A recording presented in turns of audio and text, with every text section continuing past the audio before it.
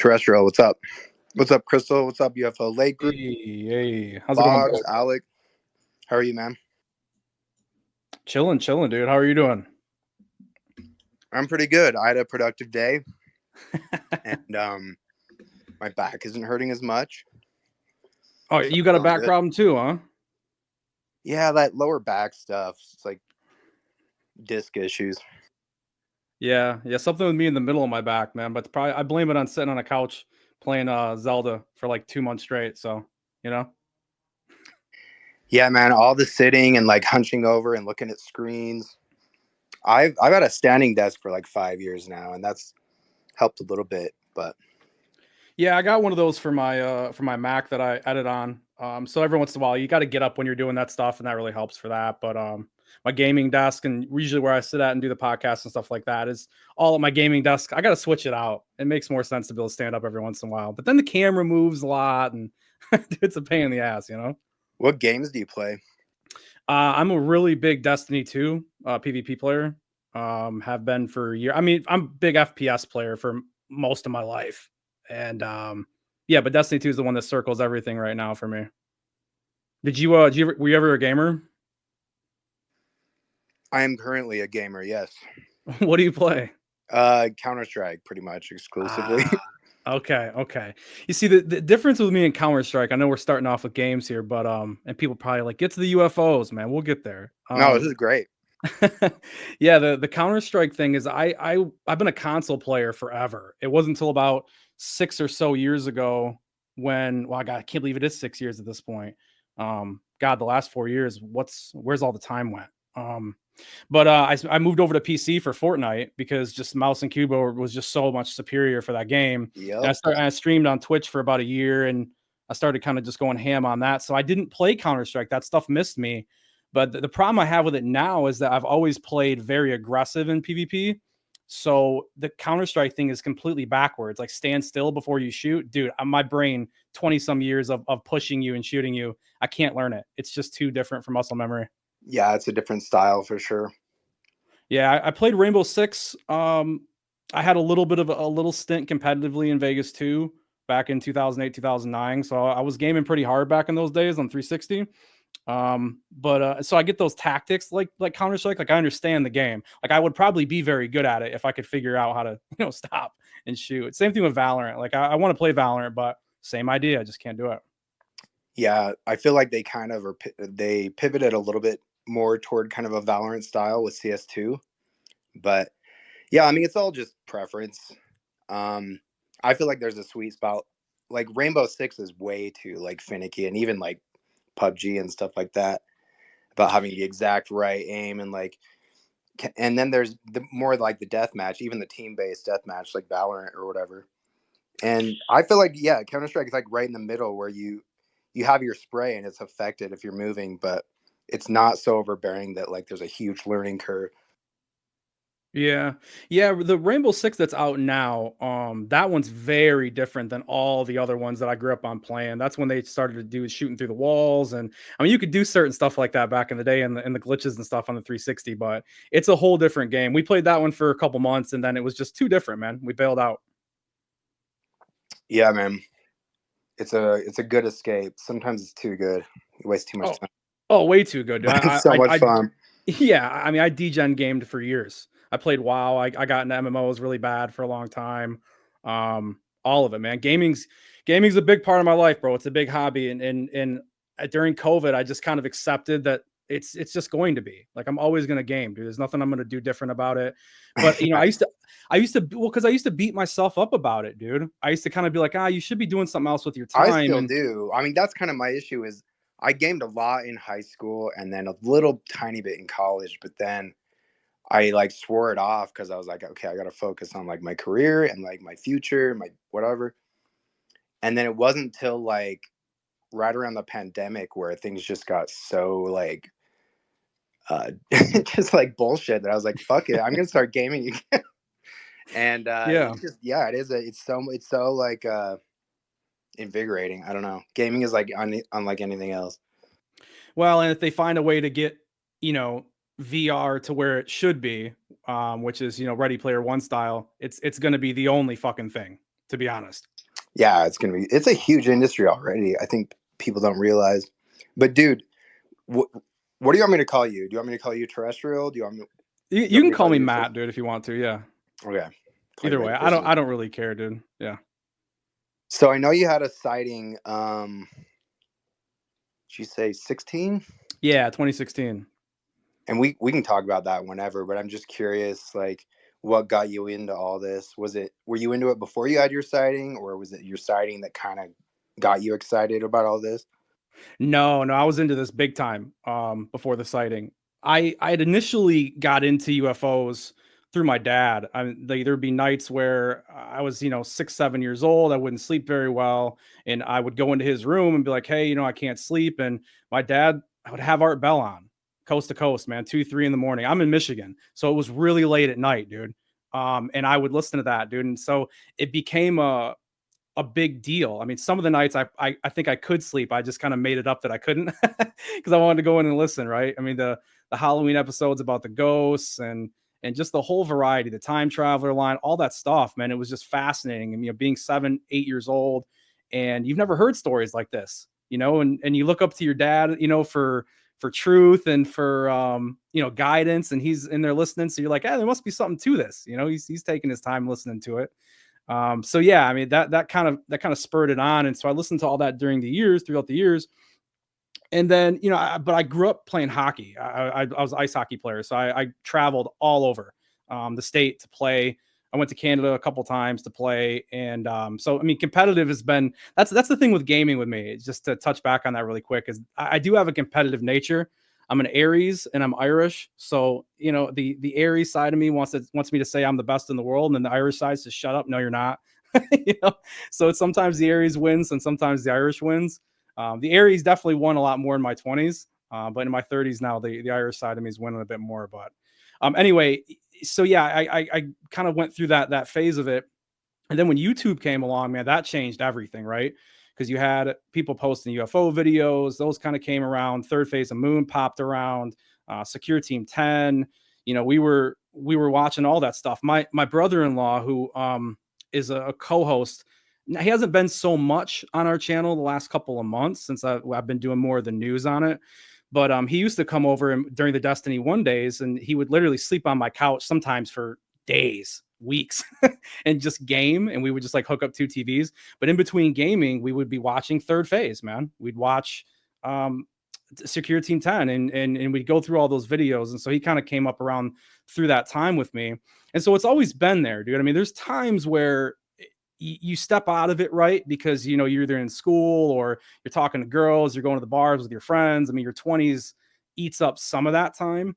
But as time has progressed, I got married, I settled down, we're more back into UFOs again. And that kind of came around to the sighting in 2016. If you want me to go right into that, I know I'm kind of ranting here. If you No, want. go for it. This is great. Yeah, so in 2016, obviously I think everybody played Pokemon Go back then. I mean, I don't know anyone who didn't. My super normie non-gamer, non-alien friends, everyone played. you know, so we were out and about like crazy, and where we live, there's a pathway that leads down back to like the backside of a park, this trail. And at the end of that trail at the backside of the park is a little baseball diamond that some of the middle school players will come out there. And it's not like a huge one, but it's a diamond that's there. But there's a lot of stops and there's some gyms around it. So we would go hit that like all the time, and it was kind of a short run. So it'd only be like a mile and a half or so. So after we went out throughout the whole day, what we do is before we came home, we'd always stop there and we would ring that area, right? It was kind of like the cool down walk, if that makes sense. But it was about, I don't know, 4 or 5 o'clock, right in kind of the heat of Pokemon Go there in the summer. And my wife were playing, and there was a lot of people that were out and about. There's actually a volleyball court that's off of it. I know it sounds weird, but there's like a little sandy area where they have a volleyball court. And there were people there playing volleyball. And I get about 3/4 of the way around, and my wife is ahead of me, and she's playing, and she's kind of ahead of me a little bit, I think, walking towards a Pokemon or what have you, because you couldn't always stay on the path for it, right? And I'm looking down at my phone, dude, and all of a sudden, I don't hear a voice, man. It's no voice, it's nothing like that. But I get this really weird urge in me that's like, look up, look up. And I don't I couldn't believe it, but I'm like, what the, why do I want to look up? And so I look up, and in the sky, just maybe another quarter of the way of the baseball diamond, you going around it, up in the sky is this big ball of light, dude, like golden ball of light that's moving from right to left in front of me. And I look at this thing, and I'm stunned because I'm like, what is this thing? And I look at my wife and I'm like, hey, look, dude. Like, I'm calling out to her to look up. And she looks up, she sees it. And as you come around that last quarter turn of the diamond, that's where that volleyball court is. So as I'm moving around it, I want to yell at the people playing volleyball. I want to say, hey, you guys, look up. Tell me I'm not crazy. So my wife turns around, looks at me, and says, don't say anything. Don't. She goes, they're going to think you're nuts, even though she's seeing it.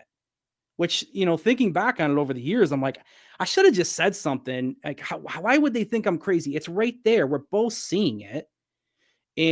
But I don't. And I keep walking forward. I keep walking forward because there's this little bit of trees that are underneath. I mean, it's way up in the sky. It's not anywhere near the trees, but I want to get around them to kind of get into its path. If it's coming right to left, I want to, get in the middle of that pathway. So that's why I'm moving around it.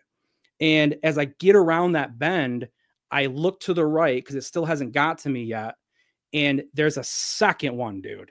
There's a second one. And that's when I'm like, wait a second, dude, what is going on?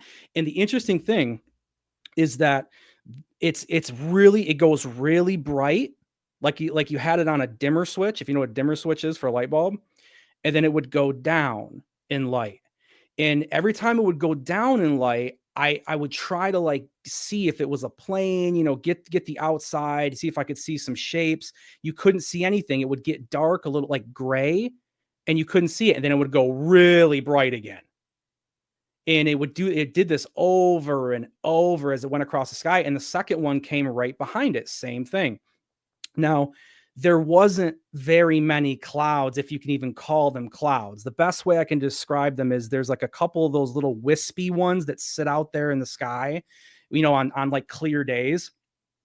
And there was one, and so I'm watching this thing, and this is probably, I don't know, this probably lasted for 35, 45 seconds total because they were moving, man. They weren't like jets like that fast, but they were moving. They knew where they were going, whatever they were.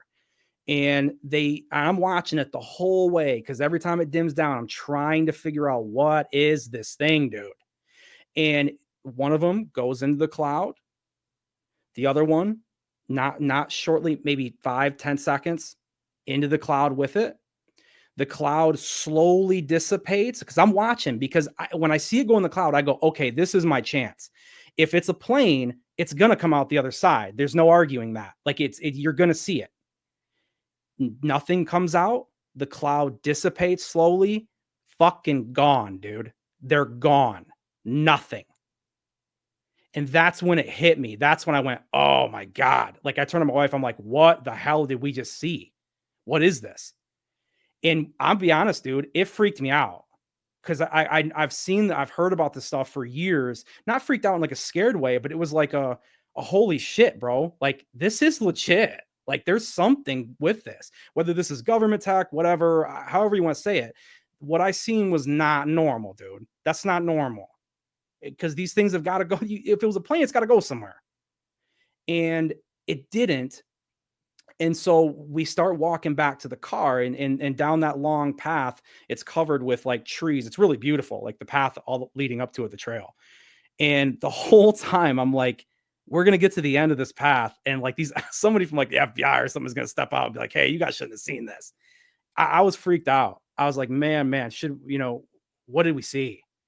And so we got in the car and we decided, we wanted to drive up to the next little park that sometimes we go by our house. Cause we were like, we're full of energy, right? Like we didn't want to go home. I didn't want to go home and sit on my couch after that, dude. I'm like amped. You know what I mean? And I get to the next park and I stop and I park the car and I call my mom, dude. I'm like, hey, look, like we're not on drugs, we're not drinking, like this is what we seen, you know. And she's like, oh yeah, I believe it. And my dad's in the background, like, oh wow, that's crazy. My dad did 2 tours in Vietnam, and my dad's an older cat, man. And so he was like, oh, you know, that's wild what you guys seen. So that really stuck with me. Um ever since then. And I think that that's the main reason of why I stick around with my current views that are on the topic. Like at least for me, man, I know something's going on, dude. I don't know what it is, man.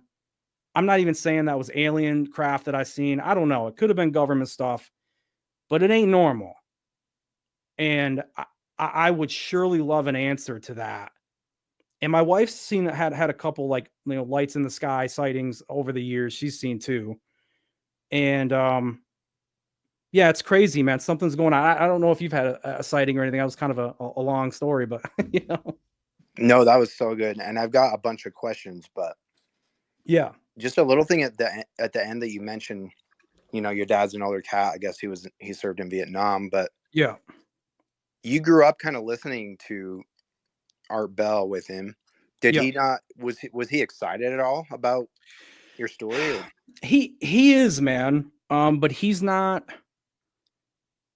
someone to make a huge deal out of it, you know? He's got other things on his mind. Like my dad is a very, very business oriented guy. I mean, you could say he's a workaholic. That was his thing.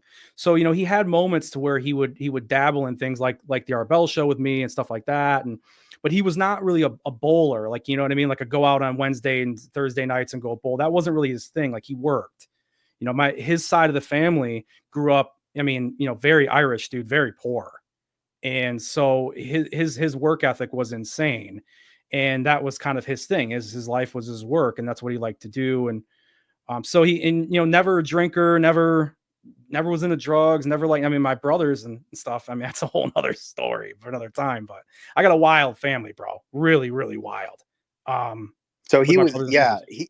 he was listening to those radio shows and he had an interest in it. And it sounds like he was kind of open to it, He but he what he was, but you know what, Kimball? He meditated every day. He was big into meditation. My your dad had a dad seems meditation. awesome. Dude, he was very cool about that stuff. Yeah. I mean, he would talk to you about that. I mean, we grew up Catholic. Obviously, I mean Irish, but yeah, he would meditate every day. My mom meditated once and had an out of body experience, and she said, I'll never do it again. It freaked her out. Um, but yeah, dude, my dad was, yeah, he talked to you about it for sure. He would say, there's gotta be something out there, Can't be the only ones. Yeah, so he's open to it. That's cool. Yeah. So back to your story, if you want to like rewind to the very beginning when you guys first noticed it, Uh-huh. was there ever a point like throughout that whole experience when you were kind of going around the corner so you could see it better and then saw the second one? At what point did you feel like this is not just an airplane? This is something else. When I seen the second one. Okay. Yeah. Yeah. That's because it was doing the same thing. And that's where I went, like, because they were moving fast, Kimball, but they weren't, dude, I'm telling you, they weren't like jet planes, like they weren't hauling like that. And I was telling Ali, when I told Ali my story about this, Ali from Alien Addict, just so people have the concept. He was kind of talking about, oh God, now I'm blanking on what he was saying. I don't know. I don't know. I can't remember. I'm blanking on it now. We were talking But about how you saw the second one and that's when you realized this wasn't just a plane. yeah, yeah. That's when I realized it, man. Okay, I remember what he was saying. He was saying there was not a lot of drones like that in 2016 that could get high like that, dude, and do that. Because that was the first thing that he mentioned. He was like, "Well, I mean, was it a drone? Could it have been drones?" I don't know if there's somebody that knows more about drones than I do. But there was no sound, bro. No sound at all. Yeah. No trail, no nothing. Just these balls of light that would dim down. And when they went bright, it was like a golden color, dude. That was like, it's not in your crayon box, bro. That color is not there. I get Yeah, that. but go ahead and you can ask another question. I don't want to, keep No, this is rambling. good. So it kind of is like some of the stuff I've seen where, for all intents and purposes, like it could be theoretically a Starlink. Like it's a light in the sky that's bright enough, but not so bright. Like I was going to ask you, Yeah. the classic question of like, if you were to hold an object at arm's length away from your face, how big was this thing in the sky? But in your case, it wasn't so big that it was. Oh, I can tell you. I mean, it was about the size of an apple. If I was holding it in my hand, it was about the size of an apple in my hand. That's how it looked, the size of it in the sky. So It wasn't that high, bro. It was high enough to get into those really wispy low clouds, but it wasn't like crazy, it crazy was the high. size of an apple in your hand in front of What like at at full brightness, it was that big in the sky to me. Yes. And when did that happen? That was happening when it would get fully bright. When it would dim down, obviously it would get to about half that size it would look like. So it would dim down to where it was gray, like it lost that gold color, man. It didn't keep that color until it went really big. And that happened. You noticed that before you saw the second one? 100%. Yeah, I noticed it on the first one. But here's the thing. The first one, the reason why I say it wasn't until the second one that I thought it was really strange was because I know that you can have light bounce off of planes and stuff like that for sure, 100%. But it was 5 o'clock or so, dude. It wasn't dark yet like that. The sun was up there, it was there, but the angle didn't make any sense for that to be the case on the second one because it was behind it, but they weren't like directly next to each other. They were, if it was an arm length away and the first one was an apple, the second one was like a ruler length away to my other hand holding the apple, if that makes sense. In distance, yeah, in the In sky, but distance, it was the correct. same Yeah. size though.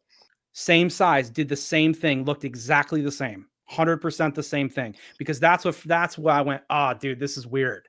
Okay. So answer me this question. When it you said it flared up bright and then it dimmed back down. When it was Mhm. in its like dimmer phase, was it less bright, as bright, or more bright than like what you would see on a plane or even a car? Like a man-made light. Um, At its dimmest point. Like at its dimmest point, was dimmest could point, you have it missed was it almost? great. Um, oh, that's probably a good way to ask it. Could I have missed it? Possibly, possibly, but here's the difference though. When you have it dim off of a plain light like that, it seems like there's not as much fuzz or haze that like when this got dim. When this got dim, it's almost like, and this is maybe kind of weird to say, but like it was almost like it got fuzzy because it knew like I was trying to make it out. You know what I mean? Like it didn't really, the light wanted to go down, but it's like, I don't really want you to see really what my shape is. Does that make sense? Yes, it does. 100% for me. Okay. Okay. By fuzzy, like I don't know how close you were. Probably you don't either, but Not like snow from a TV, but like a blurry with like film grain. Like if you put film grain on something, I'm sure you have, like that. yeah, which yes, that's what I saw too, basically Okay. last Okay. summer. But it's almost, I think when you're close enough, some people describe it as like there's a word for it, but basically on a hot summer's day on a road, you'll see like this wavy stuff, right? Yeah, yeah, I The got you. heat I got coming you. off the pavement. People Yep. describe it that way as well. I didn't see it move though. It didn't shimmer like that for me. It just got really blurry and film grainy until it decided to go bright again. And then when it was going bright, dude, you weren't seeing anything other than that color and that brightness at that point. Well, that was my okay. So that was my next question. When it flared up, when it was at its brightest, not its dimmest, but when it was most bright, was it like noticeably brighter than whatever a plane could even get to? Yeah, bro. Yeah, it was really wild. It was really wild. But you got to understand, like when I first seen it, I I kept my cool. I felt like I wanted to. I had it in my head though, where I was like, it could be a plane catching the sun though. You got to wait and see. That's what really made me keep walking towards it, not because I believed it was like some kind of exotic Yeah, I craft see at the now. time. I Daytime walked would up change closer that because for sure. okay, yeah. So I was trying to understand if it was a plane. I wanted to make sure I wasn't wrong at what I was thinking I was seeing. That's why I waited for the cloud. And dude, when I tell you I stopped and watched it go in the cloud, I did not look down until that cloud was gone, dude. I had to know. I had to know, dude. I've been there for sure. You just like you're fixated on it. 100% because I didn't because I I didn't want to like walk away thinking it's one thing and then have it not. You know, if I turned away, Kimball, or if I pulled my phone out to try to record it and I looked away, it could have came out the other side of the clouds, and then I'm thinking I seen something, and I didn't want to be wrong. You know, I really didn't want to be wrong, dude. Yeah, I totally get that. So what was your wife's reaction to all of that? Same thing. She seemed to have her head about her a little bit more, and it's probably because, you know, she thinks she's seen well, I mean, she's seen an orb in the sky when she was younger, so maybe was just more prepared for that than I was. Um, but yeah, I mean, she had her head. I mean, you look, Kimball, she had her head together enough to turn around to me in that moment and say, "Hey, you know, don't tell these people, don't say nothing to these people." So I don't think she could have been that affected. I mean, I was transfixed. I wanted to shout from the mountaintops as the fucking UFO. I Why wanted didn't to so bad. why do you think she didn't want you to tell the other people? Dude, I don't know. Maybe because she knows me and she knows that I would have made a really, really big deal out of it. In that if when that light went down, Kimball, you seen a plane behind it, that she wanted to save me from looking stupid, maybe. Yeah. Well, Maybe. I mean, that's the thing that I've done to myself. Once you see something, you all of a sudden start seeing all sorts of stuff that's just ends up being prosaic, but you psych Yeah. yourself out. Yeah, so that could have been it. I mean, she's really smart, man. I mean, she could have seen that coming. I don't know. Which I would have been embarrassed. Imagine you're yelling at all these people playing volleyball, and they're like, "Listen to this crazy dude talking about UFOs." I mean, this is almost pre TTSA, almost pre the Tom DeLonge books at all. Secret Machines. This is definitely It pre, was you know, the pre that, article. right? Yeah, yeah. So It I was mean, it's for all the Elizondo and TTSA for sure. way before it. Yeah. So that's so interesting to me. Like the importance and like sacredness of like a marital bond like that. Your wife had seen one of the she had seen, I guess, an orb as a earlier in life, and so she was like almost like had normalized to that whole potential maybe, but it I sounds like think she's so. maybe Yeah. not as into it as you were at the time. No, she's never been as into it. I don't really know why, man. I mean, she would now, and here's the thing though. I will say this. She won't come up to you and talk to you about it. She won't go to YouTube or pull up a documentary. But if I put it on, Kimball, she'll put her butt down next to me and watch it though. You know Yeah, what I she's mean? She's not interested. disinterested. Yeah, she's Right, right. kind of reminds me. I don't know if you know Karen on here, but she's like seen Mm-mm. wild shit and she just kind of doesn't care. Like she'll listen when it's interesting. Yeah. Well, that's really cool, man. Um, Yeah, and I'll say this, man. I you know, I'm not I'm not gonna name names or anything like that, but you know, you hear a lot of things in the community where people are talking about, you know, you can't remember your experiences and stuff like that. Hey, dude, I remember hockey games when I was 9 or 10 years old, dude. You can definitely remember stuff in your life. You know, it is just because your memory changes over time doesn't mean you can't remember anything. You can't remember the majority of what you. I don't know. I remember it, bro. Sticks out to me. Pretty big deal to me. yeah, I mean, I I think I can say that I remember my memories of what happened, Yeah. but writing down as much as possible and like doing sketches right away was really important for me. But then there was yeah, I mean there was other stuff like when I eventually got on Flight Radar 24 and tried to scope everything out, see if what I saw maybe was prosaic. And so it was good to draw on those memories. But yeah, I don't know. I mean, I agree. Like it really happened. I really saw it for sure. Yeah. But It changes definitely everything, bro. It changed over does. time as well. So You said what? I'm just saying that like I know it happened and I got some shitty video of mine and did some sketches. But at the end of the day, like memory really does change so quickly. And it can yeah, I mean, I don't know. I don't have as much faith in like human memory, maybe. Yeah, well, I mean, I just think that I mean, it's not like you lose half of it or something though. I think if you do lose some, which I'm sure you do, I don't think it's the higher percentages it's made out to be, you know. Yeah, no, I get what you're saying for sure. Yeah. Yeah. People can remember stuff, man, for sure. So what made you end up wanting to start like a YouTube channel and really start like diving into this stuff? Yeah, I mean, like I mentioned earlier, like I'd started streaming on Twitch. I did streaming on Twitch for in 2018 when Fortnite was kind of going crazy. I did that for about a year, and I liked streaming. I found out I didn't like streaming video games though, because you have to play, 5, 6 days a week, and if you hate the game, you can't go anywhere. And so that style of streaming really wasn't for me. Plus the little kids that would come around my channel and scream at me to play all the time, where it was annoying. And so I was like, I don't want to do this anymore. And so I'd always kind of told I got a buddy that still streams every once in a while. I always said, I'll come back to streaming at some point. I don't know what I'm going to do, you know? Um, and I started in, I don't know, what was it? Probably 2023, 2020, at the end of 2022, early 2023. I mean, I've watched a lot of YouTube channels, man. I watched, Goof On, True Seekers. I watched Greenwald. I watched Richard Dolan, Fade to Black. I mean, everybody knows who everybody watches.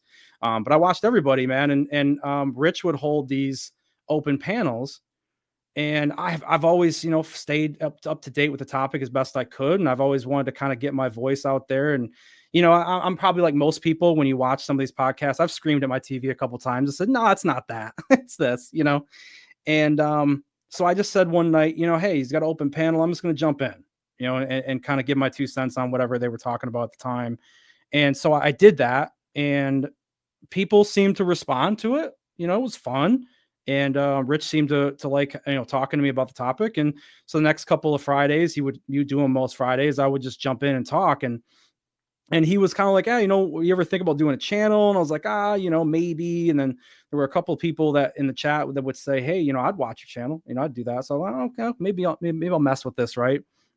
And so I thought about it for a while. I procrastinated it, but I did a lot of like video editing and graphic design and stuff. I went to school for that. So that was a big thing for streaming for me. It was I get to use my talent and knowledge to be able to create all these backgrounds and all this stuff. And so like I had the knowledge to make all this stuff.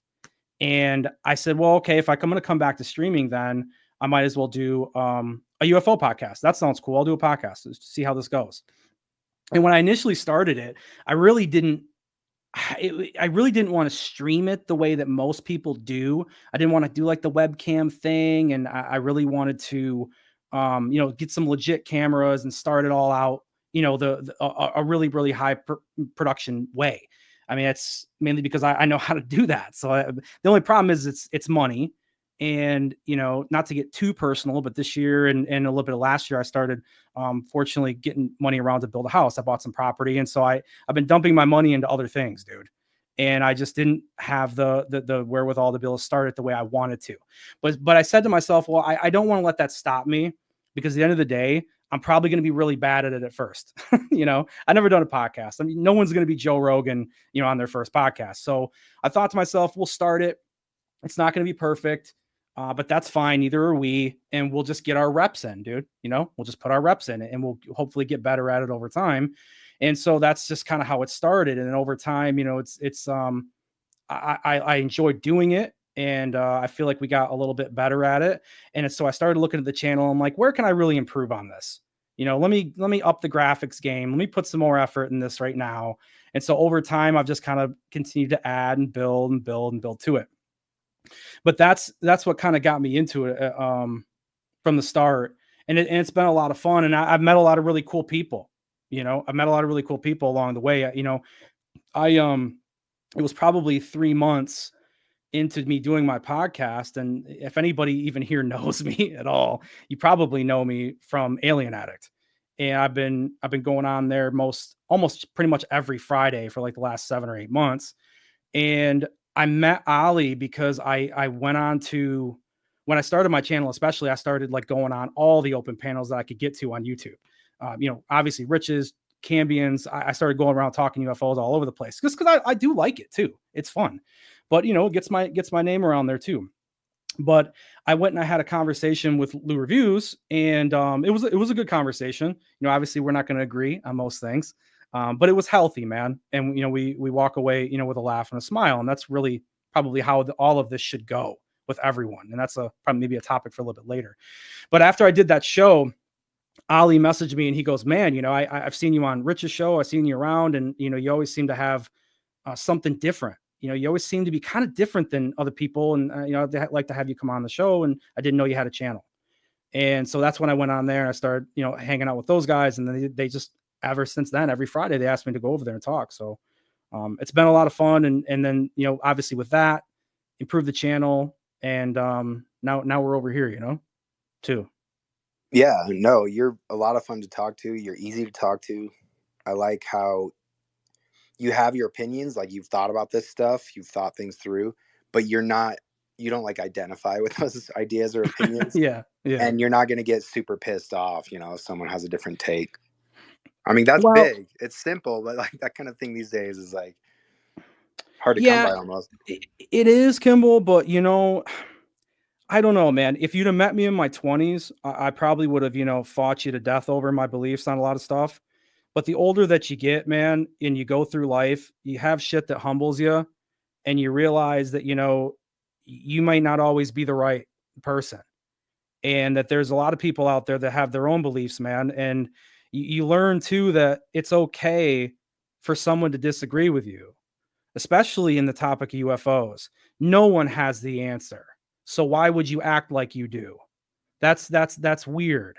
Why would you do that? Why would you yell at somebody because, your lack of evidence is better than their lack of evidence? It's silly to me. So I just don't come at it from that angle. I mean, I think if we had more and more hard proof, and there's probably people that disagree with me with me saying this, but like I think if we had a lot more hard, if we had a body, I think it would be a little, I'd be more apt to push maybe a little bit more of my belief out there towards somebody who maybe wouldn't agree. But at the end of the day, you got to remember this too. You most likely you're never going to meet these people. These people are never going to think about you. You're not going to lunch with them. You're not going to dinner. What do these people really have control over your life? You're never going to be really around them. So why would you worry about that? Worry about your wife, worry about your friends that are around you, worry about your family.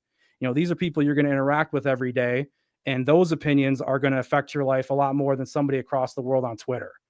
So I think you just have to pick and choose what's really important to you in the long term.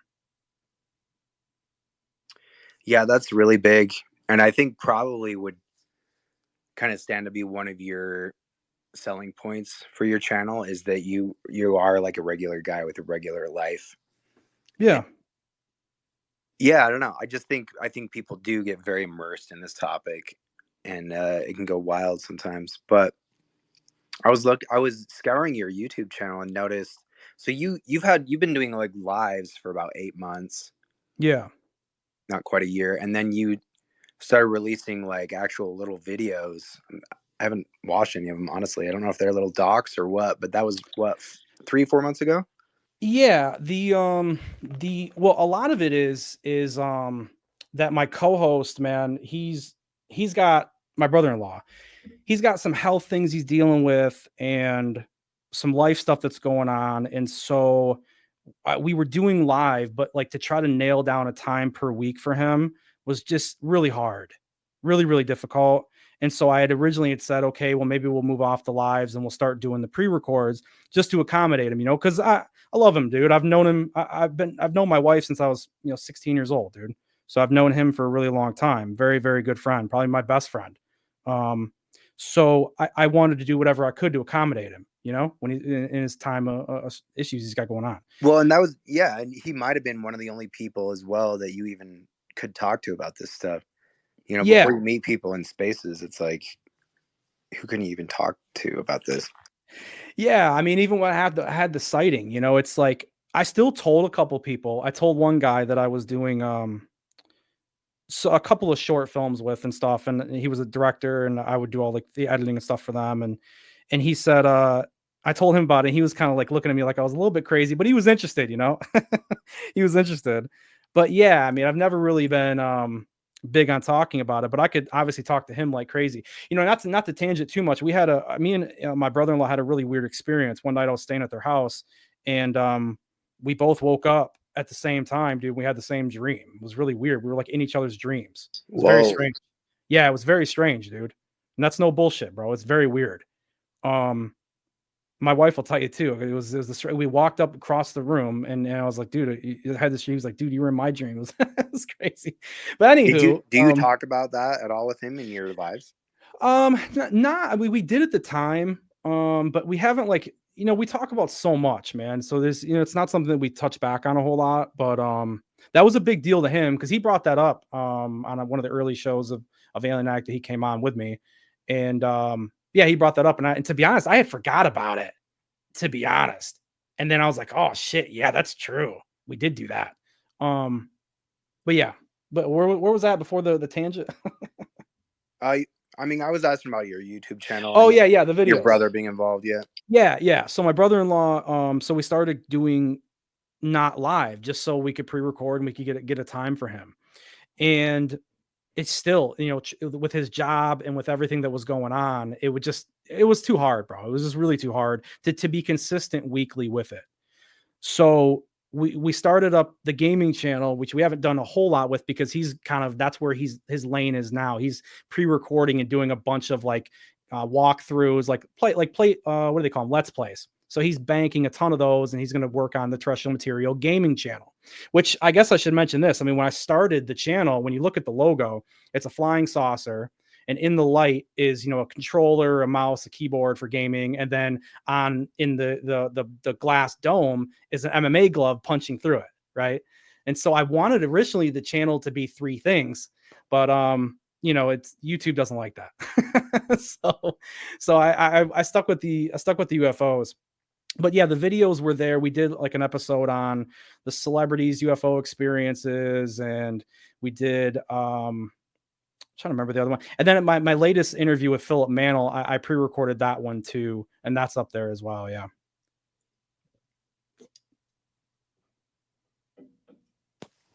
At what point, like, so you started doing this about 8 months ago. When did you get in spaces? I was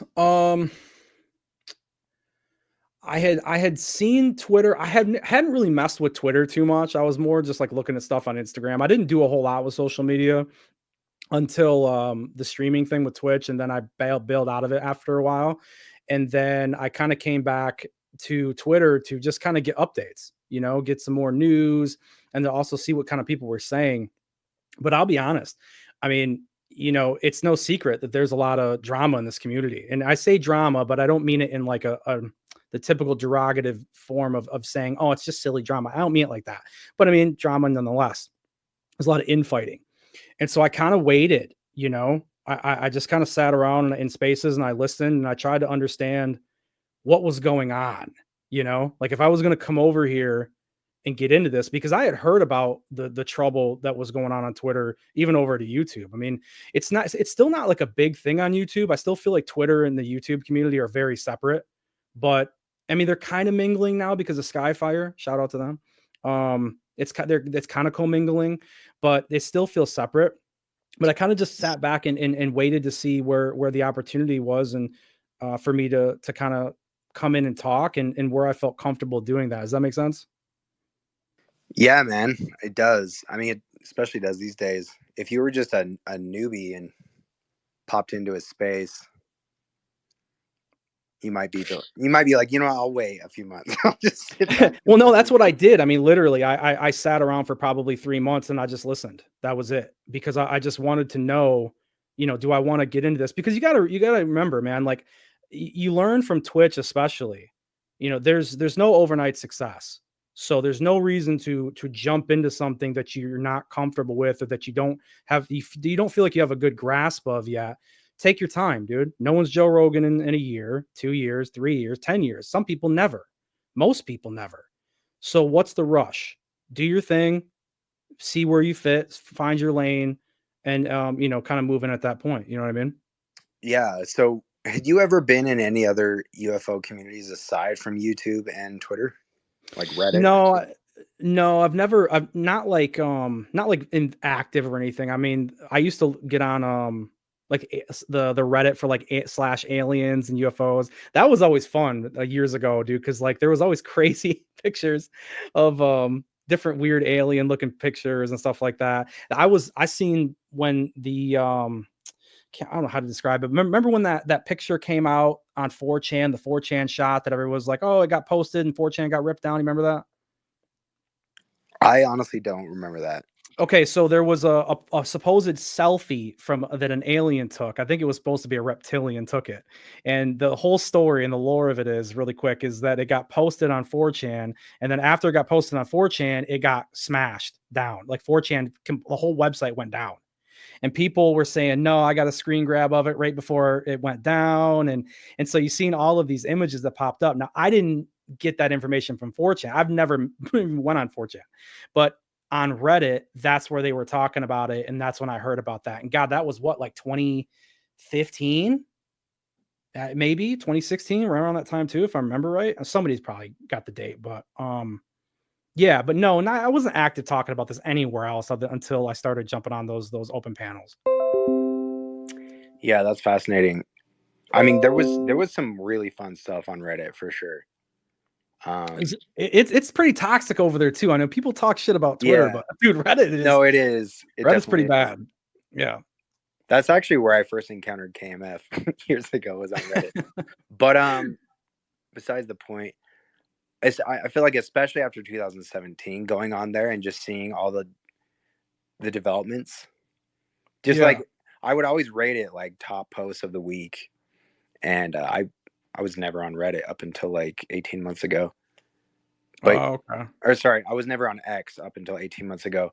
But yeah, back in the day, Reddit was a really good way for me to like stay on top of whatever news was happening back then, which honestly wasn't that much. Like it's gotten a lot bigger and more frequent within like the past 2-3 years, especially, I think. Yeah, I mean, I think my Twitter account's from like 2011 or 2013, somewhere in there. It's old, man. I got Twitter really early. Like I've always had social media, but I just never really been that huge into it. My friends, would have it and they would dabble, but honestly, like a lot of my 20s, I was a bar rat, dude. I ran around bars with my friends and stuff like that. Nice. Yeah, Yeah, dude. no, I mean, it yeah. really doesn't matter. I just was mostly asking because I wanted to know, like, just I guess gauge when you really got into UFOs. And it sounds like right after your sighting. I mean, you were interested in it before that, but Well, yeah. I mean, well, I guess like as far as engagement is concerned in like a community setting like this, yeah. I mean, it would have been way after the sighting. Yeah, for sure. But I mean, as far as like following everything on YouTube, I mean, I've always been, tramping around YouTube even through the mid 2010s. I mean, been around all the time. Yeah. Just never active, never was in comments, never really felt compelled, man. I was a gamer, bro. So like a lot of that stuff I would just throw up on the second monitor or throw it up on like the iPad and watch and game. So I would just get the content and kind of dip out, if that makes sense. yeah, you were just more of like a passive Yeah. consumer, not Yeah. like a participant or creator. Yeah. Yeah, but I guess another reason why I started the channel is because I did want to like get my thoughts out there. I mean, because look, it's been so long, dude, and I feel like personally that I've taken a lot from the topic. And what I mean by that is like there's more things to take from stuff than money, right? You can take a lot, like people give you their time when they make YouTube videos and when they repost coast to coast episodes. And I still to this day, man, I fall asleep listening to those old episodes like Richard Hoagland and John Lear and hear them fight over what's on the moon and so I still do. And I'm guarantee you, Kimball, I'm just like you. I'm sure I've had really bad days and come home, or bad nights, and you turn on some old YouTube content or something, turn on some Secure Team, and it takes you away for a little while, and it's been a really great escape for that.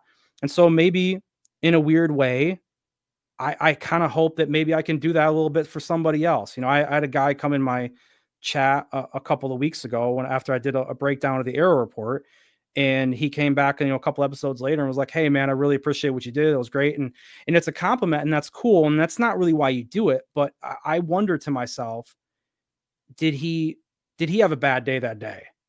Did me going over the airport distract him? Is his mom sick? Is something happening there? And I think, man, that's really cool. I'm not a savior, bro. I'm not Jesus. I don't mean that by this. I just mean like, that's pretty fucking cool, dude. Right? I don't know, to be able to, kind of give back a little bit what I feel like I took from it. Does that make No, I think sense? yeah, for sure, especially on this topic. Yeah. Like being there for people when they're trying to deal with all this. Yeah, yeah, which, and then also selfishly, dude, I did, I wanted to talk to Stephen Bassett. I wanted to talk to Grant Cameron. I wanted to talk to, you know, people like Philip Mantle. I wanted to talk to these people. I've listened to these people for years, man. When I got to interview Grant Cameron, that was a crazy moment for me. I've listened to that guy forever, dude. And to see him show up and talk to him, it was surreal, bro. It was surreal. So, what is your perspective on what's going on with all the phenomena? Like, do you have a grand theory as to like what these things are? Yeah, I mean, I think I have a couple of avenues. Um, as time goes on, I mean, nobody really knows, obviously, but I mean, as time goes on, dude, when you look at just the way that technology is moving, right? Like when you look at how AI is moving, the chat GPT and how that's progressing and getting smarter and smarter. And we know now that chat GPT is not only, understands our physics, but it's learning it. And I look at that and I say, man, the progression that they're forecasting over the next 3 to 10 years, how much smarter and smarter it's going to get. And then you look at quantum computing and how quantum computing is damn near limitless, dude, with how many cores you can put in that thing and keep expanding it. And then you take a look at Boston Dynamics and what they're doing out in Massachusetts with these robots and how they're doing backflips and they're moving around and they're all damn near sentient movement. It's incredible. And so I think to myself, okay, you have these three avenues that they haven't came together yet, right? But they're moving that way. There's companies like just fast food places. They're going to want a robot that can move around and cook your burgers. They're looking for a way to get away from using people. So at some point in time, because these corporations want to do that, they want to get rid of some of these jobs. They would rather replace you, in my opinion, with robots. That's going to naturally come together, right? And then you're going to realize, wow, okay, so these can do these tasks, but now what if we added quantum computing into the equation? What do we really get now, right? We give it this power. Maybe people would laugh at this, but when you think of the movie I, Robot and you look at Vicky is where I think this thing could go with quantum computing, AI, chat GPT. And you start thinking about that, and then you take something like Vicky and you think, what is Vicky would be in 100 years, 1,000 years, 10,000 years? Wow. What now? Something that's 10,000 years advanced like that, what does it do with physics? That's a whole new ball game. Now it's making its own physics. So now I ask myself, does it crack gravity for us? Does it figure it out? Because I'll tell you right now, I don't mean to discredit or discourage anyone from trying to figure this stuff out on their own. But I would be a liar, Kimball, if I didn't tell you that I think that AI is going to beat all these physicists to figuring this out. I don't think, I That's mean, a good point. Kimball, I mean it with love. I mean it with love. I don't think they stand a chance. It's going to beat them. And at that point in time, you ask yourself, does it create craft for us? And if it cracks gravity, you're talking about time. And at that point in time, what does that mean? Are these things us Damn. from the future? Is it Okay. us? That's what I wonder. That's what I think people aren't thinking about. And when you look at crypto terrestrial, which I think is the other avenue that you can go, and I know you want to jump in, but crypto terrestrial is an option because you could have had that civilization that could have went underground that figured that out before us, and they're here, they're hanging out, and that's how they're advanced. I think the ET hypothesis is in third place. I think the odds of getting here from somewhere else, if you're not a civilization, Kimball, that is billions of years advanced, and you can literally make astral projection a technology, not spiritual, not woo, it's a technology that you can instantly move your consciousness from somewhere else, then I think you're in third place. Okay, so I've got a chart. I'll find it after this and put it in the nest. But if I understand it correctly, so the Yeah. three main hypotheses that you entertain are um, intra-dimensional, which breakaway civilization would fit under that, meaning it's in our dimension. Sure. It's just hidden somehow. Yeah. And then there's the time traveling thing, I think could have been based or rooted in our dimension. It could have been based in intra-dimensionality. Yeah. But I think once you travel through time, that puts you into interdimensional, because it's like a space and time are so crucial to the world we live in, the reality we live in now, right? That, and then yeah, I think I agree. I would put ET third place, maybe even fourth after some more. I mean, that's Well, I totally think just that's a hunch, but yeah. that's why I think the nomenclature is starting to maybe change, and that's why we're starting to see NHI really take over. Because I think, that there was this NASA scientist that was talking to, I think he was talking to Kurt, and he was just making that point of like the same issue with that happened to Interstellar is that, if you left another civilization, you couldn't just almost instantly be there and instantly move back. You would, by the time your mission was over and you came home, dude, like it's multiple civilizations have passed in time. How would you keep a project like that running if you're flying a tin can through space? It's just that changed a lot of that for me. That's when I went, oh yeah, that is a problem. That is an issue. I For Um, me, when I hear stuff like that from like modern day top notch scientists, um, and I'm not, I'm just saying like the specific argument they make, I just yeah, feel like is a in itself anthropomorphizing the whole phenomena to an extent, because you're placing the standards of our current knowledge on something that could be either way older or from way far away, or it's a good you know point. what I mean. So I just, Yeah, it's a good point. but it does highlight like the contrast between what we do have evidence of. We don't have proof of what it is, but we have evidence of things doing like things that definitely defy our understanding of the laws of physics, right? So I Yeah. guess I guess all I'm saying is I agree with what you're saying, but that was like the NASA scientist, right? Yeah, yeah, yeah, yeah. I don't know. I just Well, I don't know. I can't think of like a different way, right? Like I just think of Joe Rogan said at the end of the Bob Lazar interview that I thought was really interesting. And he's like, maybe this is just the way things are. Maybe there's just a constant progression with life, right? And over, some of the civilizations in the universe make it and some of them don't, and some make it to 1 million years, right? And if you were 1 million years past us in advancement, you'd probably have like craft that we sometimes see, saucers.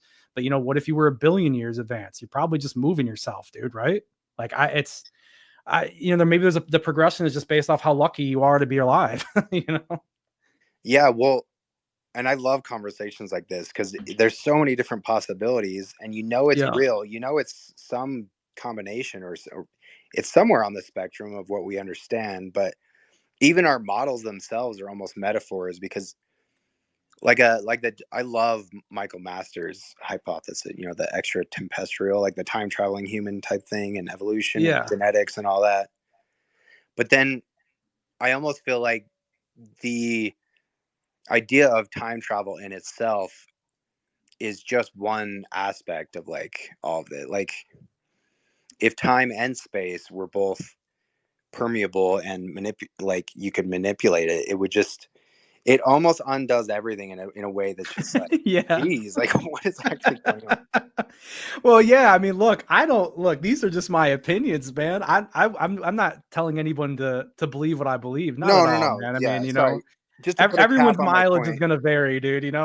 No, for sure. I just wonder, Yeah, yeah, you get deep enough into these different hypotheses, and it's like, yeah, I think fundamentally for me, I think it's just beyond even a lot of those concepts that we have now, and that it's linked to us. It's linked somehow to our consciousness, or where we come from, or something. And yeah. that's even more out there in a way, but I don't No, know. I love the conversation too. I mean, do you think? I guess along that lines is, do you think consciousness is non-local? um I guess where I'm at right now, as of like the past couple of days, I don't know, and I don't think about this as much as I should probably, but I think consciousness is local, but it's also connected to everything. So it's like, So essentially, there's a server somewhere that we're wirelessly connected to that's interacting with our brain, with our Yeah, consciousness. yes, but the Yeah. server is everywhere, kind of. It's like the Yeah. and this is probably because I just spoke to Pavel last night about Jacobo Greenberg, but his and that's why I'm probably biased toward this, but he had this idea of like the lattice, which essentially is like all of what is just exists on a spectrum of energy, basically. And the frequency of energy that we're at, we're only able with our minds to even take in or comprehend a certain portion of that spectrum or whatever.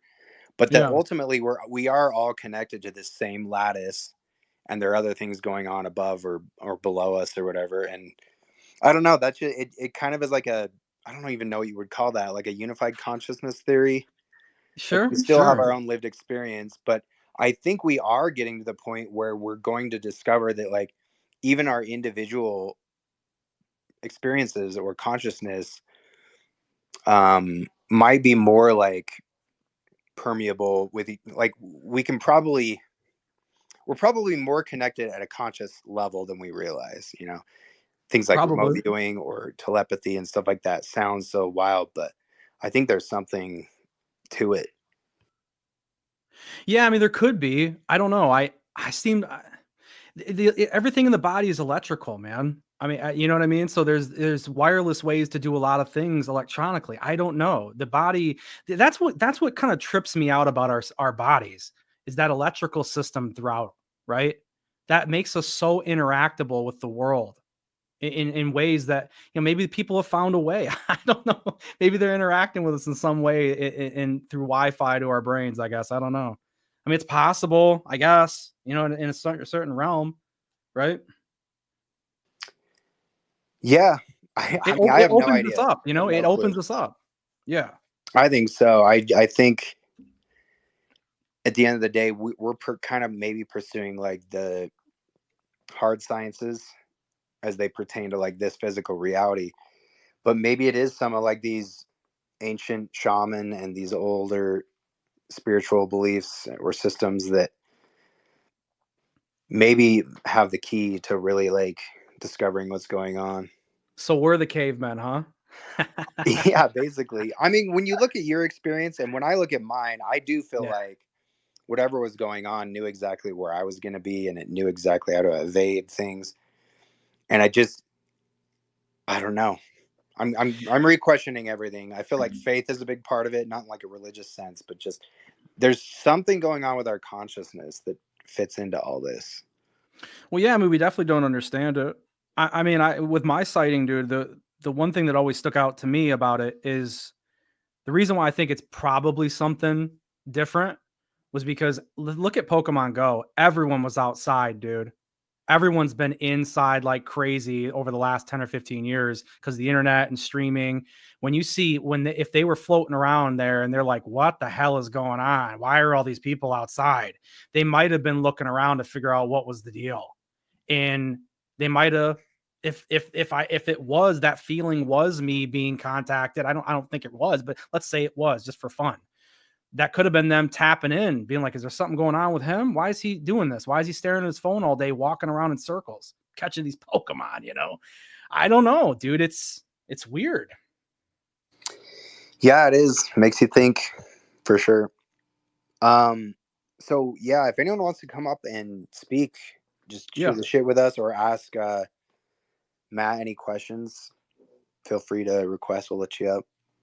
I want to take you in a different direction, but I guess before I do, Screen, did you want to chime in at all? No, you know how I feel. I think a lot of it is a reflection of us interfacing, and you know, I love hearing people say that and listening to how they describe it in a different way. I think he's nailing it. Screen, I agree. Do you think there's something to, so you could use the word reflection or you could use the word manifestation, and I don't mean that word in the like spiritual woo sense. I just mean in like the um almost physical sense, like certain conditions will manifest or result like I guess I am like our imaginations or our consciousness are capable, I think, of more than we realize. And so is there something to the human mind, like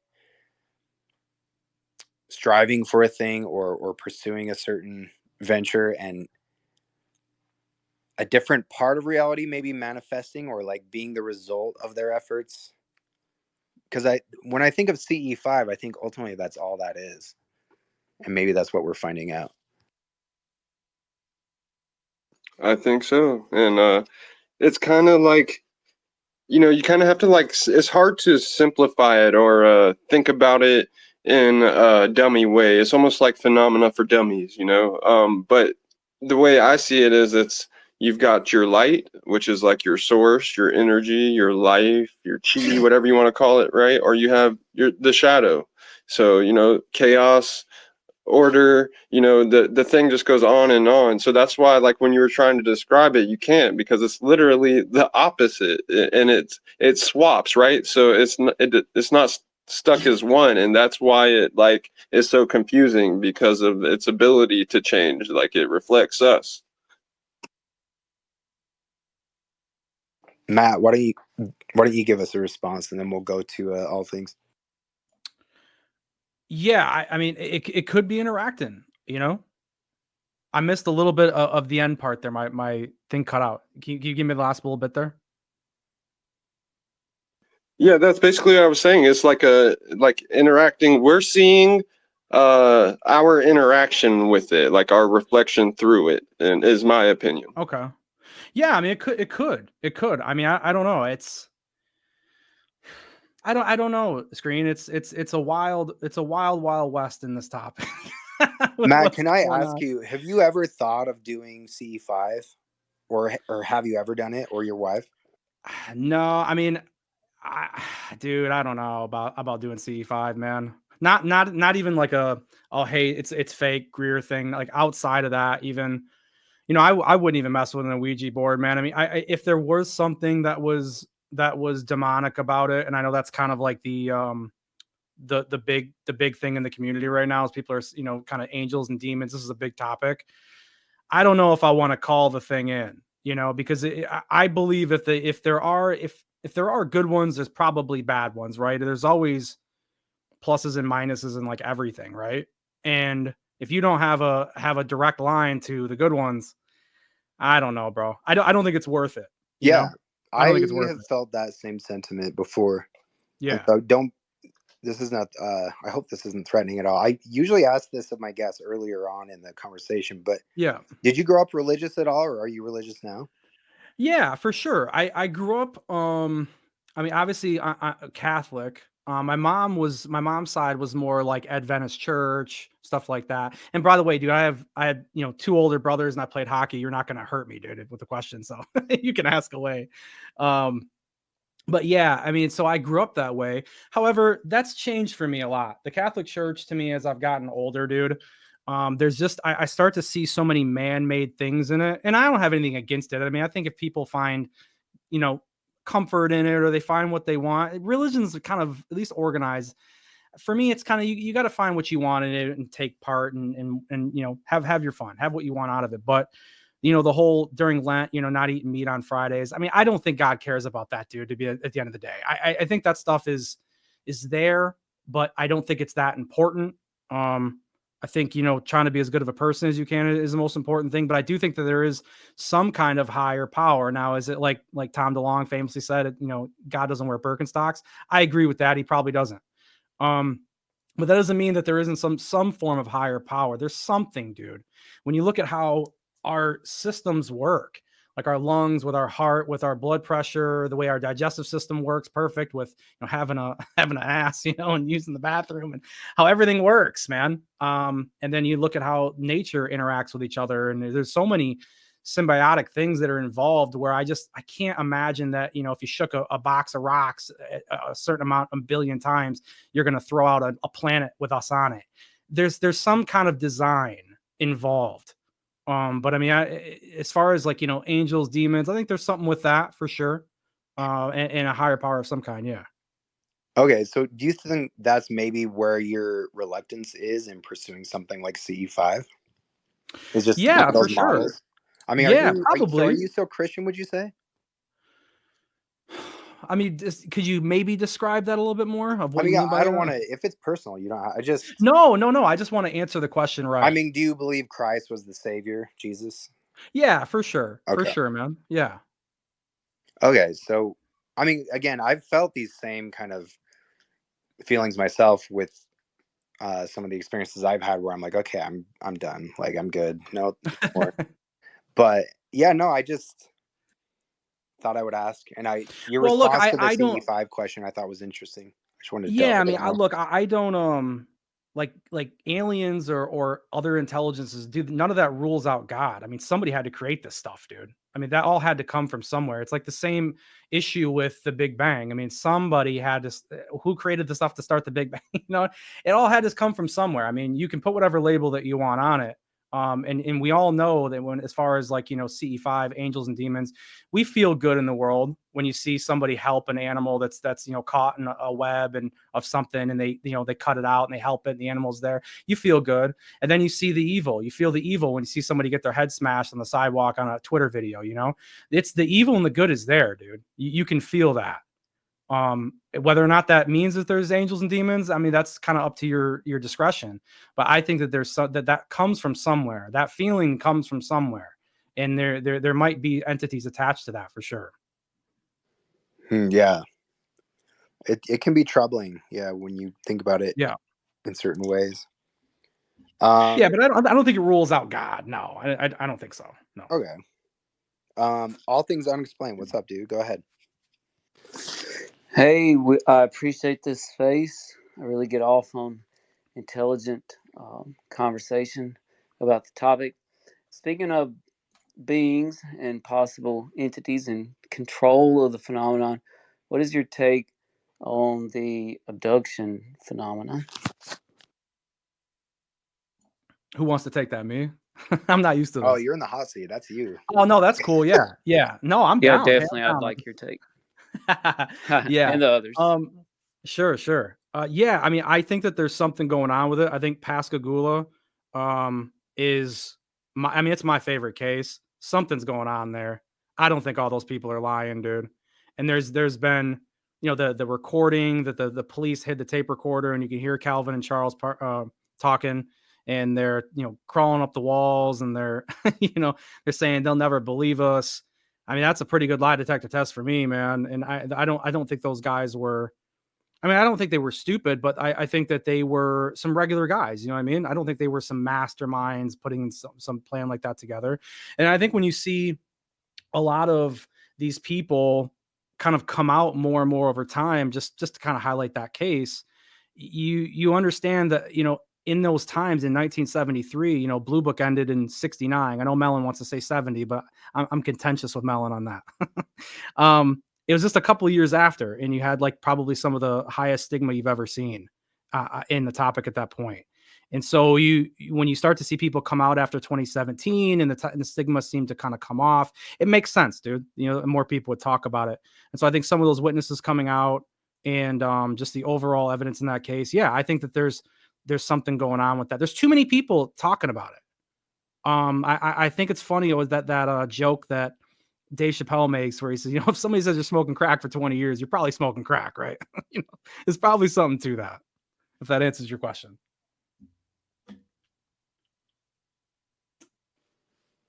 So Matt, I wanted to know, you're on your YouTube channel. What do you typically like? What do you explore in those live streams? Is it more like news stuff, or Yeah. you do deep dives in the philosophical stuff and spiritual stuff?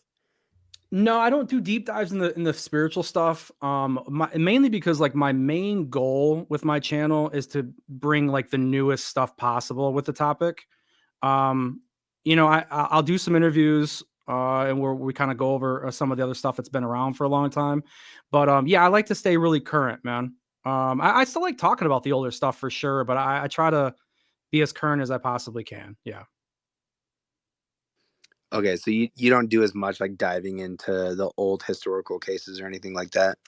No, not and it's not it's just mainly because there's so much of that out there, right? So when you look at like a lot of these channels that like look at Red's, man, Red's channel is freaking awesome, dude. Tupa's channel is awesome. I mean, they do awesome videos. So it's like I feel like a lot of that's been covered. I mean, if I'm gonna do a channel, do a podcast, kind of staying up with the topic, it seems to be what a lot of people are doing right now and what they're interested in mostly. So I'm interested in that. If they are too, that's win-win, right? Yeah, no, that makes sense. And there's a lot going on right now too. And it's hard to find, I think, channels where you can really trust the person's like presentation and analysis of everything that's going on. Cause yeah, I love Tupa and Red's channels. I some of the news stuff they do, I'm just like, what?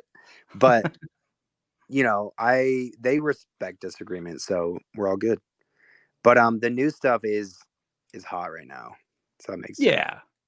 Yeah, I mean, the older stuff there's so much of it that's there. And like, I did the interview with Philip Mantle and I talked about his book that came out last year with him, which if you guys do get a chance to jump over to my channel and check anything out right now, that's the first thing I would say to go watch that I put out last week, the Philip Mantle Pascagoula abduction interview.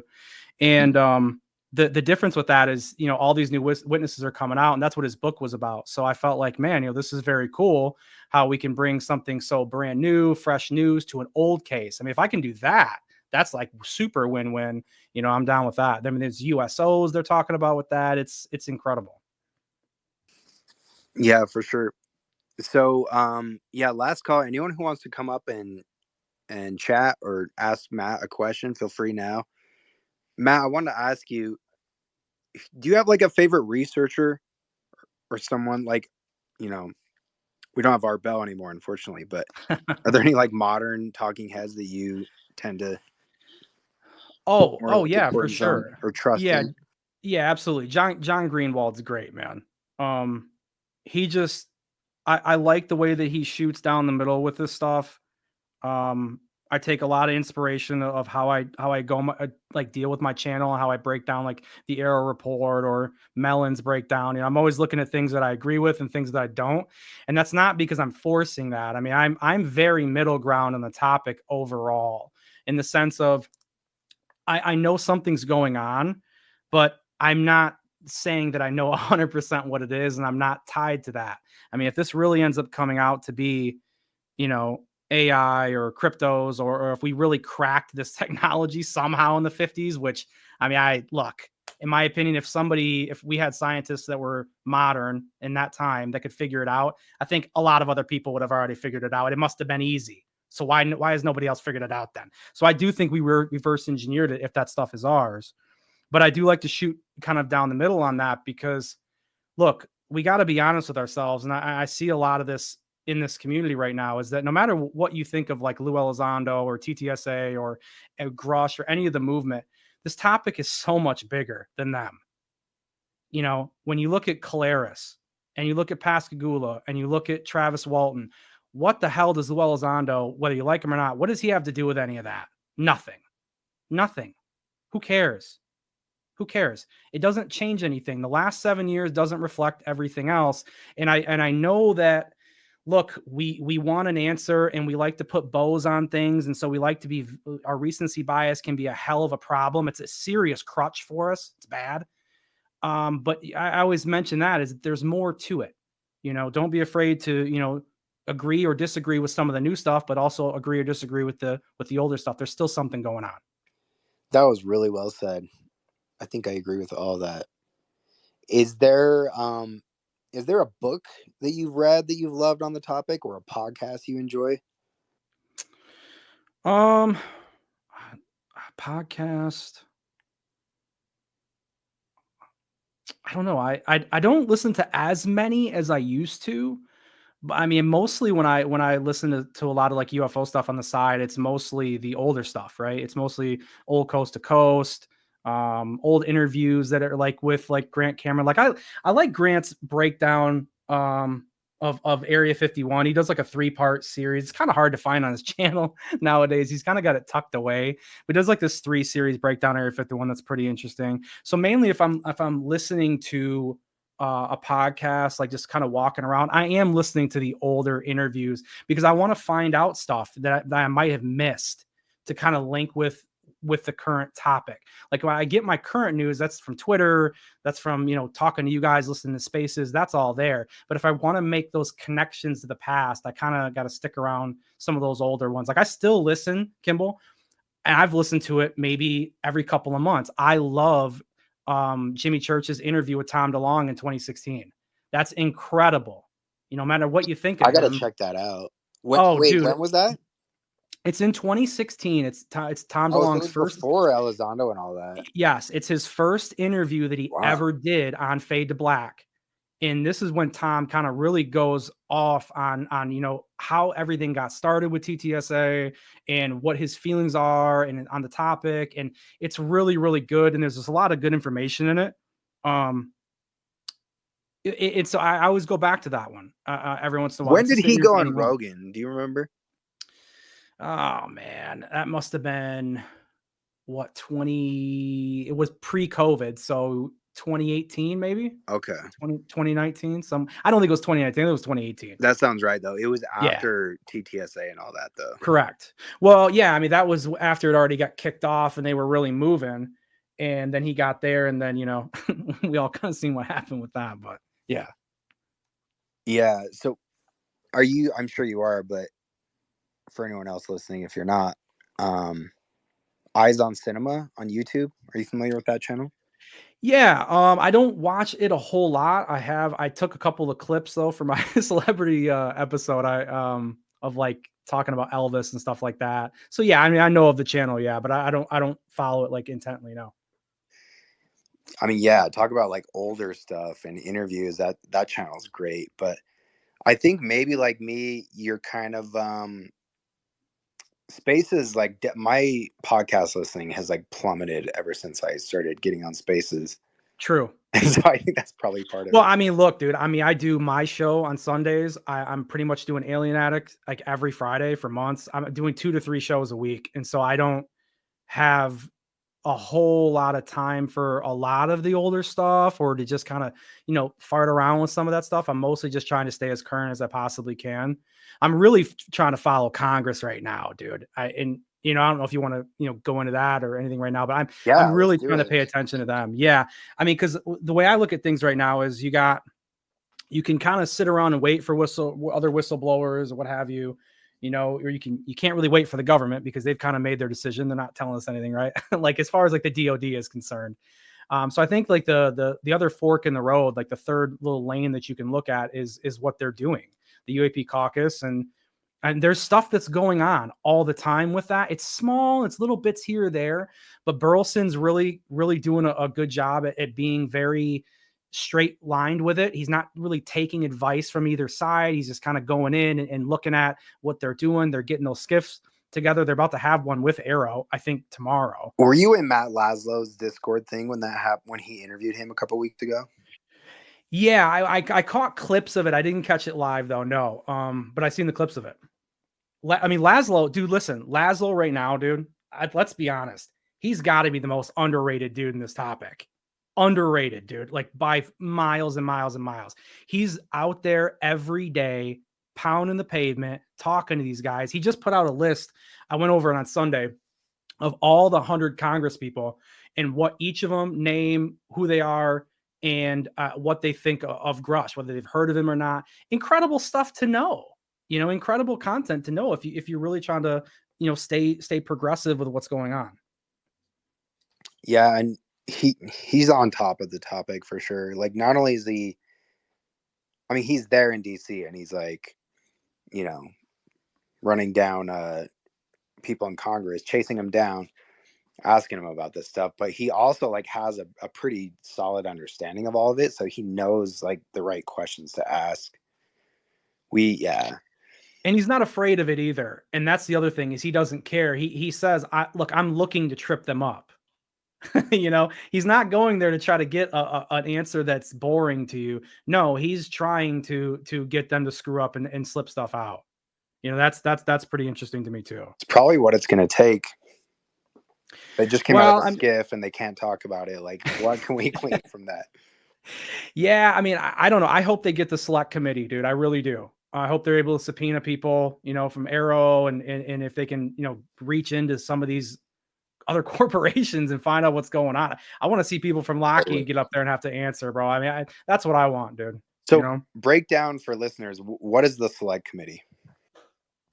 I mean, for the best of my knowledge, what it is it essentially gives them a power to get clearances, get more clearance, and then also be able to subpoena people and bring them in, and to be able to kind of just get down to more of the facts of what's going on, get more answers. That's really what it is in a nutshell, dude. Yeah, and I think it's basically like a program set up by Congress, run by Congress. You know what I mean? Correct. Like, Yeah. Correct. They were initially, I think, going to do that, and then the Pentagon came in and were like, "Oh no, we got it. AIMSOG. Here's this huge acronym," and then it got changed to Arrow eventually or whatever. But either way, they're the ones running the show, and like they're running the committee itself. So I agree. I mean, I think yeah, having Congress in control is like, we don't have any other choice at this point. Well, no. Well, I mean, your other choice is you got to hope somebody Snowden's. I mean, if that's really your only other option. I mean, I know people are waiting around for Grush and stuff like that, and that's fine. I mean, I don't think Lou Elizondo's new book is going to bring us disclosure. I just don't. Right. So, I mean, it's probably going to be a good book, probably gonna be an interesting read, but it's probably going to be still the same day, the very next day after you're done reading it. Right. Same idea. I mean, look, Burleson has Grush's op-ed. He's had it for weeks. Why don't we have that? How many people even know that? How many people even talk about that? If you're, I'm telling you, where man, did he first say that? I honestly didn't know. Matt Laszlo, like 2 weeks ago. That Discord thing. Okay. No. This was them talking, walking out of Congress. Dude, I'm telling you, I've been trying my hardest to keep pushing everyone to at least take a look. Take a look, man. You don't have to if you don't want to, but everyone's saying, where's his op-ed? Well, there you go. He's got it. I mean, it's there. It's a real thing. I don't see why Burleson would lie about that. Yeah, it doesn't make sense. No. So, I mean, what do you think is holding that up? No idea. I think that I don't know. Maybe they're kind of going over it and they're deciding when they're going to release it. That's kind of what he's mentioned. He said, we're going over it, and they're deciding on when it's going to get released. I don't know. Maybe they found something. If there's like a coordinated effort right behind the scenes to try and guide this path toward disclosure, hopefully it might be. I mean, if there is that, it sounds like there is. But if there was, it almost seems like they're getting cold feet. Like they're waiting on the election, really, because that could really determine how a lot of this plays out. I don't know. Agreed. Well, I mean, now you got potential world war throwing in there too, dude. So I mean, you're talking about a whole lot of problems, and like that was kind of what I worried about most, was the slowdown for the topic because of the election. And now we got this world war possibility, and that's going to come even earlier if it does. So the year could be very, very short, or we might be able to make it towards, the end, more towards the end of the year. That's kind of my thing with Elizondo's book. Like, that's kind of what I think the rumor was November 7th. And I know he shut that stuff down a lot, but it makes sense when you think about like the timing for it, like September. He probably wants to get that book out before the election, because the election probably will inevitably slow a lot of this down. But his book might keep people interested, through the holidays, and then January and February, they can start talking about Congress again, and that kind of rolls it into the spring, And so, like, I wouldn't think that November 7th is too far off of a release for his book. It makes sense to me. I mean, November 7th, think about the elections. Yeah. If that's, and I think you could easily be right. I think this could be the case. And if it is, what's happening is they're writing two different versions of the book. So that depending on who wins, they're going to go with one. I honestly feel like that's not, I mean, I think people forget that this is not like a little pet topic that people, it used to be that, right? When it was more stigmatized, but this has so many implications that I think probably they're taking all measures to like do this as smoothly as possible, honestly. Well, look, I mean, the DOD, they don't want to tell you anything, man. Like every Arrow report, like I haven't read the Kona Blue report that just came out. I'm going to do that this week, and I'll break it down this Sunday. But I mean, I'm not expecting. I'm expecting what I always heard. There's nothing there. You know, like there's nothing there. Like they've been doing that for forever. I mean, that was what Blue Book did. I agree with Mellon. Blue Book was all about making the public disinterested and making Congress disinterested and telling them not to look over here. Arrow's done almost a really good job of that. I don't think they've really got them disinterested yet, Congress.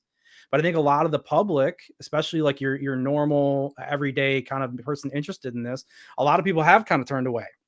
And so I think it has been successful for that. The difference with Arrow, man, is that Arrow, I think the government learned a lesson after Blue Book, or especially the Department of Defense. I think they learned that when they shut Blue Book down, look at everything that happened. Pascagoula happened, Caleres happened. Like we were talking about, Travis Walton happened. You had a big boom in the 70s and even in the 80s. All of this topic, ufology, exploded, man. And they weren't out there to defend against it. And they let it go, and they let all these narratives build, and they don't like these narratives. They don't like what's going on. And so when they put Arrow up this time and they said, okay, we're going to step in here, we're going to do this again. The difference is this time we ain't closing the door. We're going to come in and we're going to put in new reporting rules for these pilots. This thing's never going to end. We're going to go ahead and by the way, all the older stuff, you don't have to look at that as much. We got some new rules, so we're gonna move the narrative our way now, dude. They're locking it down. They're never gonna shut Arrow down. The reports are never gonna end. It's like this clever little, like, they're like, okay, we'll acknowledge it's real, but correct. By doing that, we now are telling ourselves that we've earned the right to just kind of everything that has happened before we recognize it was real. We don't, that was the before times. That's when we all thought it was crazy, but yep, we're moving on, we're progressing, and now we're taking this seriously, and we just got to start from now going forward.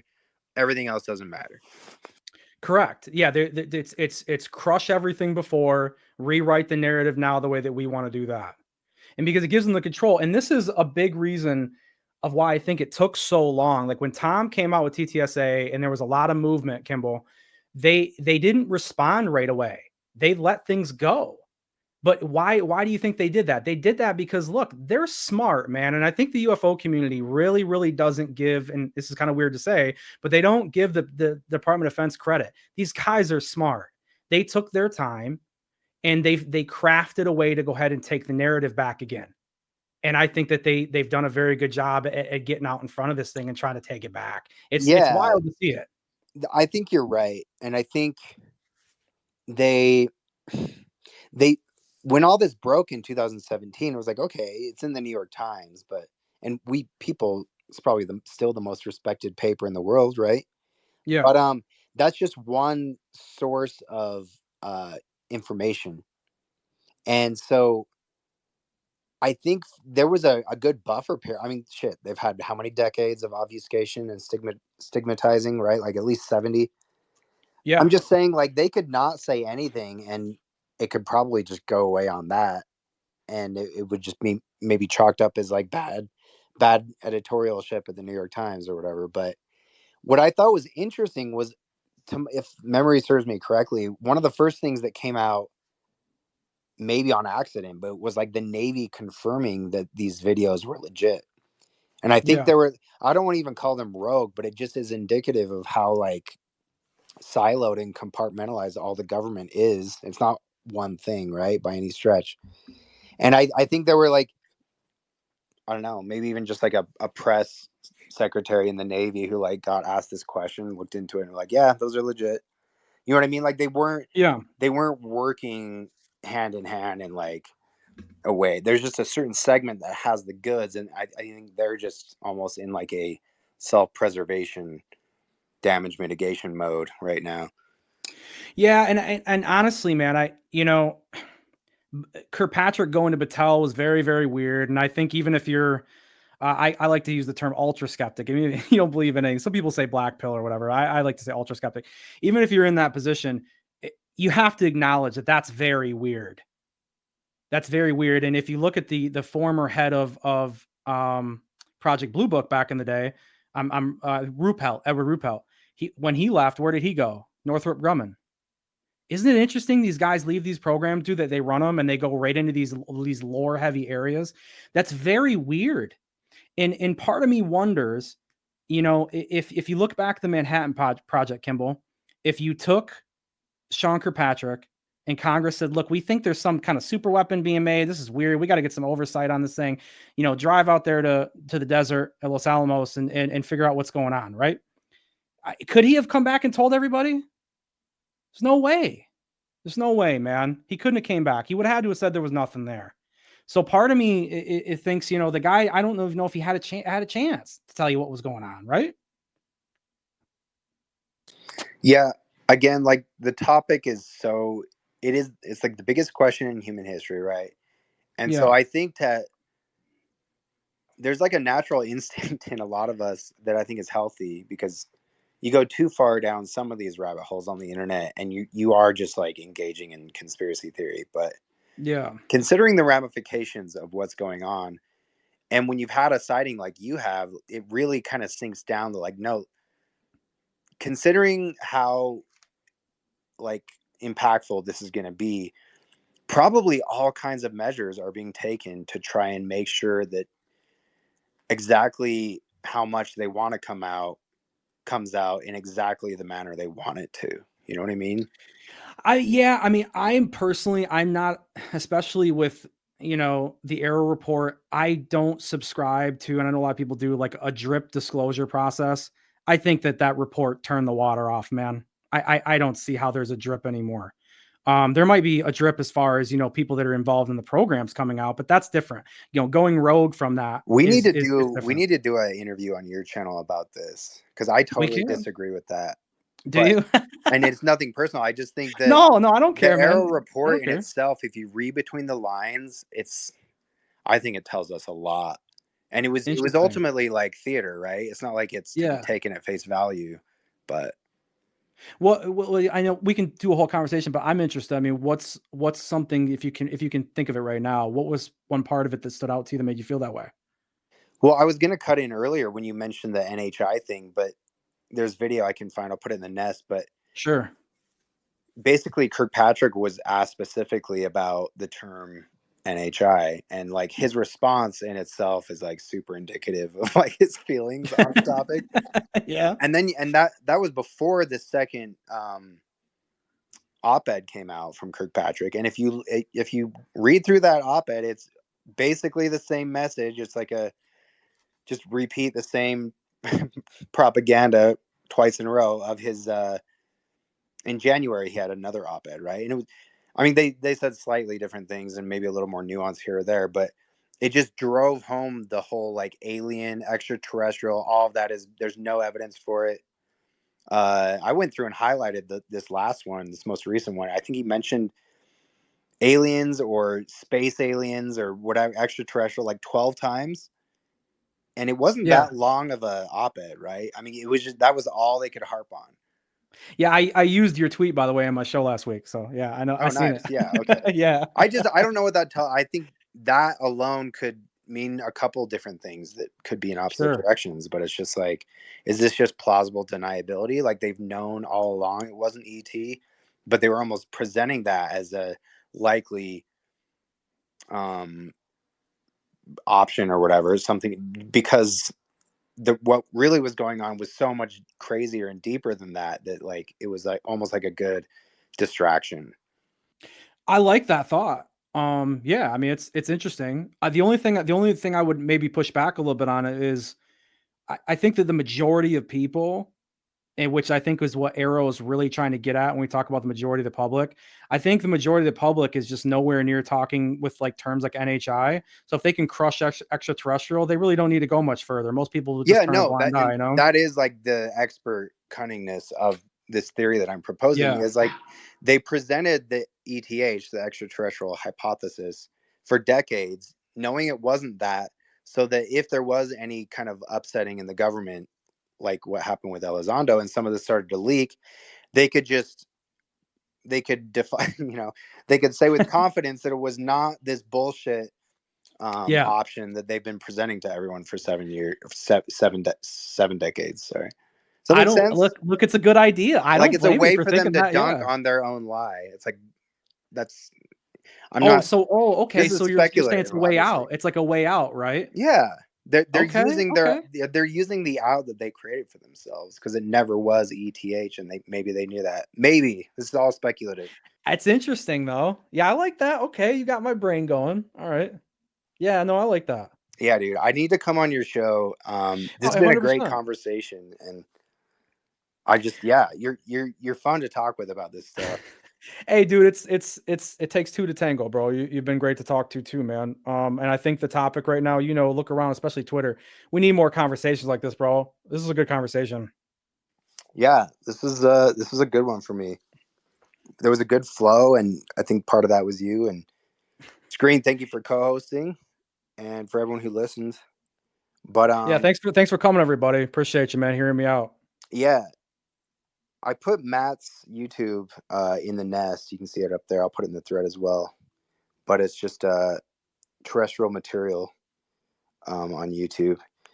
That's the actual @ So you shortened it here on Twitter, but it's literally just @ Terrestrial Material on YouTube. Well, yeah, they wouldn't let me have the full thing. They made me shorten it. So Yeah, the character I had to limit go or with that. whatever. But yeah, but you know what? Once you're typing terrestrial, and once you get to the MAT, it pops up already for you anyway. So I didn't even need the rest of it. Too true. Silver lining right there. Yeah. Cool, man. Well, yeah, thanks again. And by all means, like, feel free to pop into any of these spaces I do and chime in, because I love I think you have a very like unique outlook on this, and I think it's voices like yours that are needed, because they get drowned out by more provocative, I guess, perspectives. Yeah, I know, dude. I don't engage into a lot of it, and so I know that probably in the short term hurts me, but I think in the long term, I think it would pay off, though. I do.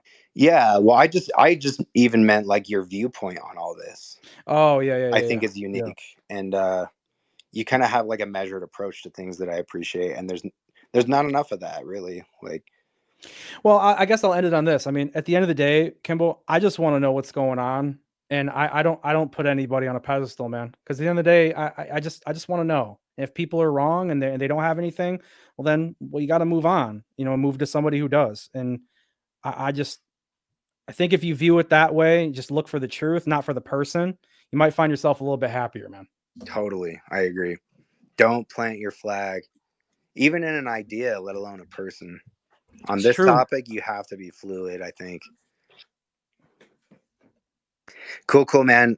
Thanks again, and have a great night. Thanks again for everyone who came and listened, and thanks to Screen. We'll talk to you guys soon.